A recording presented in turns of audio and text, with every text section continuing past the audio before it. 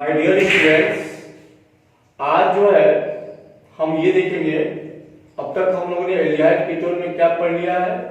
Aldehyde ketone का naming system पढ़ लिया है, preparation of aldehyde and ketone पढ़ लिया है, और अब हम डिस्कस करने जा रहे हैं इसके फिजिकल प्रॉपर्टी पे, और इसके बाद हम लोग केमिकल प्रॉपर्टी पढ़ेंगे।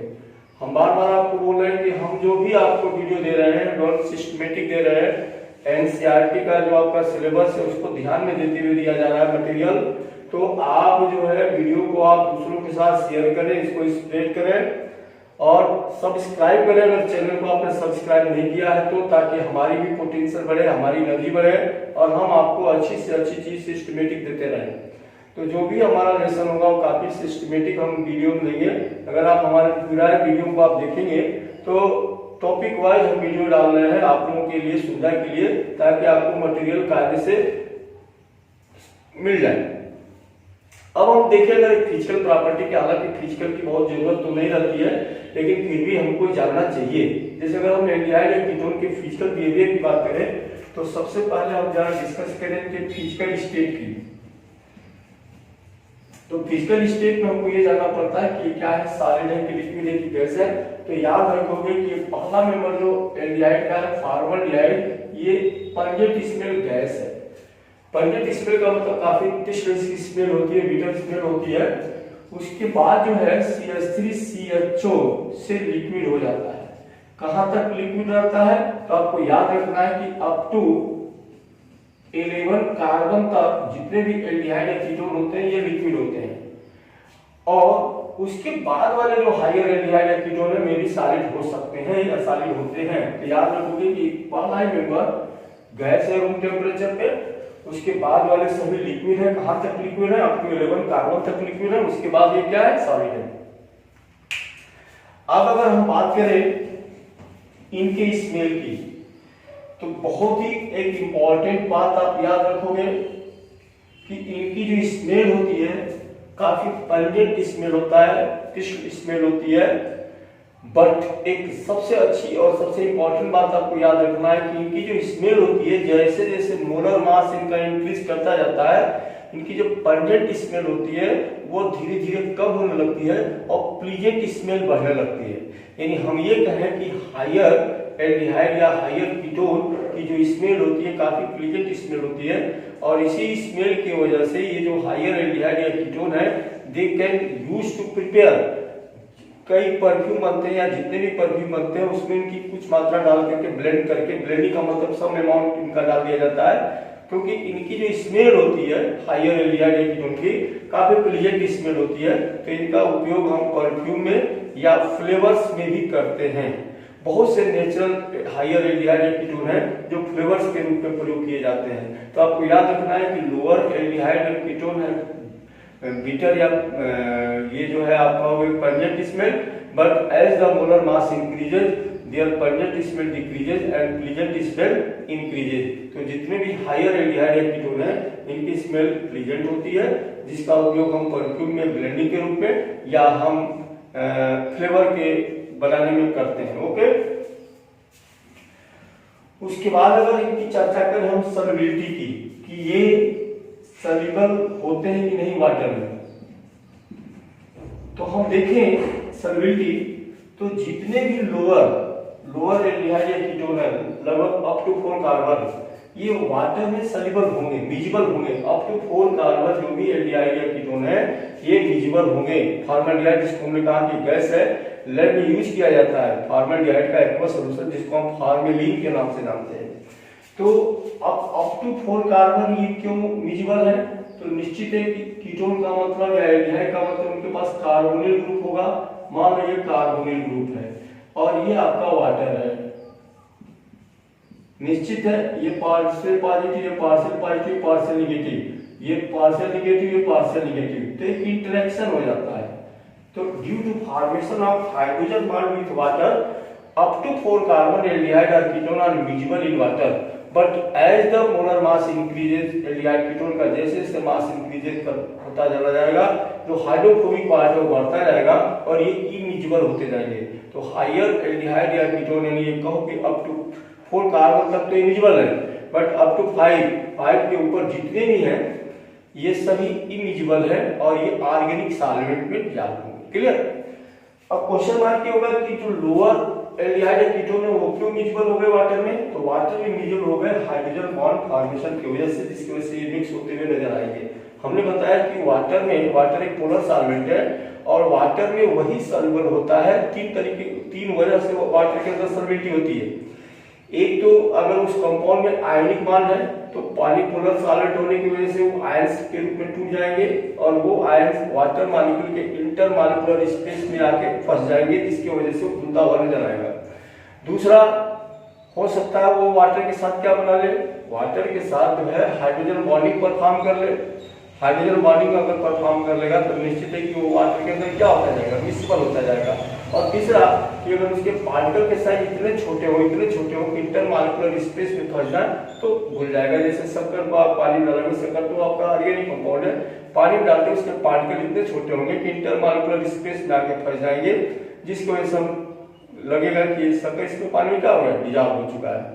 तो एल्डिहाइड या कीटोन जो भी लोअर है उनके सॉल्युबिलिटी का रीजन है formation of hydrogen bond with water molecule, लेकिन अप टू 4 कार्बन। 4 कार्बन के ऊपर जब हम चाहेंगे एल्डिहाइड या कीटोन में तो हाइड्रोफोबिक पार्ट जो एल्किल ग्रुप होता है वो हाइड्रोफोबिक होता है, तो हाइड्रोफोबिक बढ़ता जाएगा, जिसकी वजह से ये इमिजिबल होते चले जाएंगे।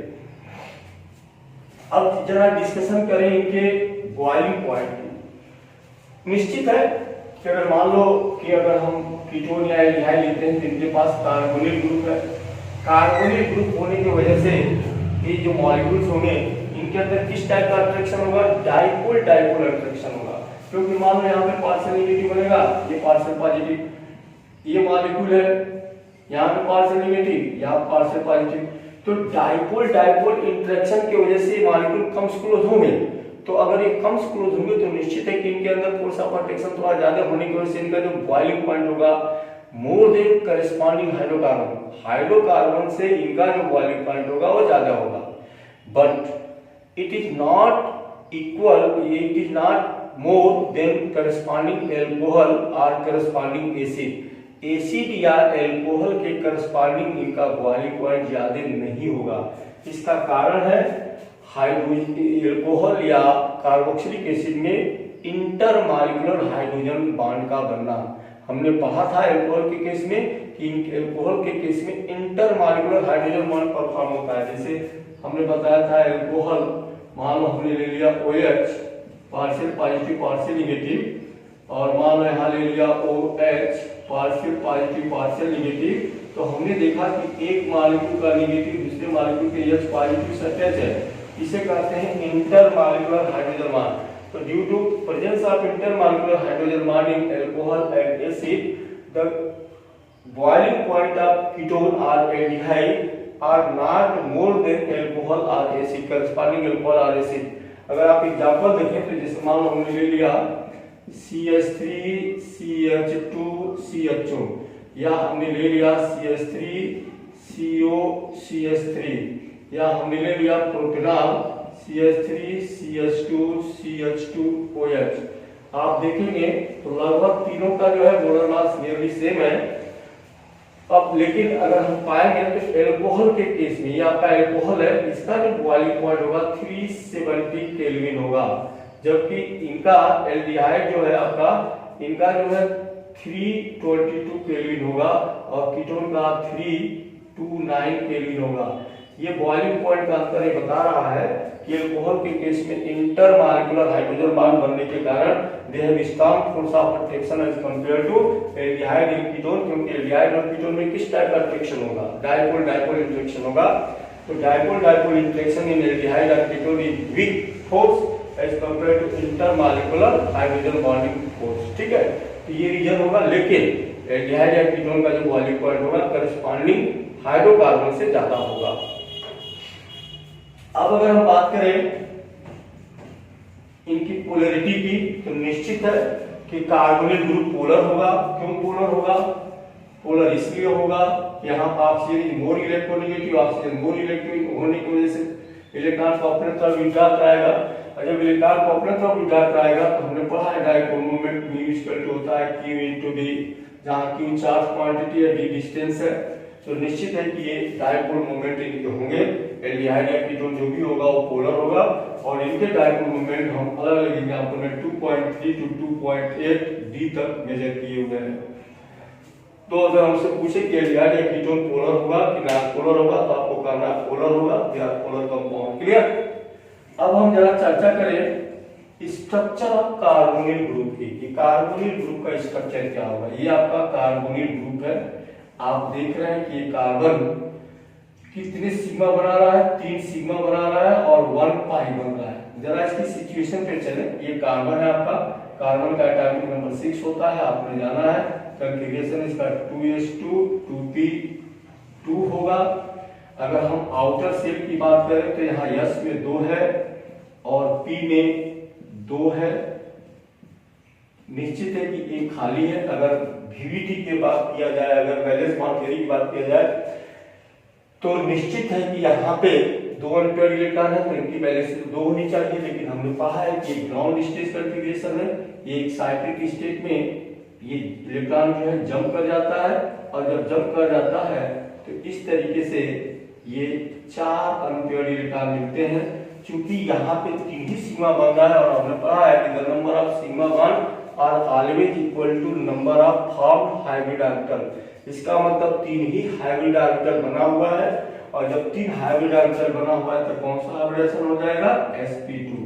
तो हम यही कहेंगे कि CO के केस में कार्बन के ऊपर किस टाइप का हाइब्रिडेशन हो जाएगा, sp2। और जब sp2 होगा तो निश्चित है कि कार्बन कितने हाइब्रिड ऑर्बिटल बनाएगा, 3 हाइब्रिड ऑर्बिटल बनाएगा।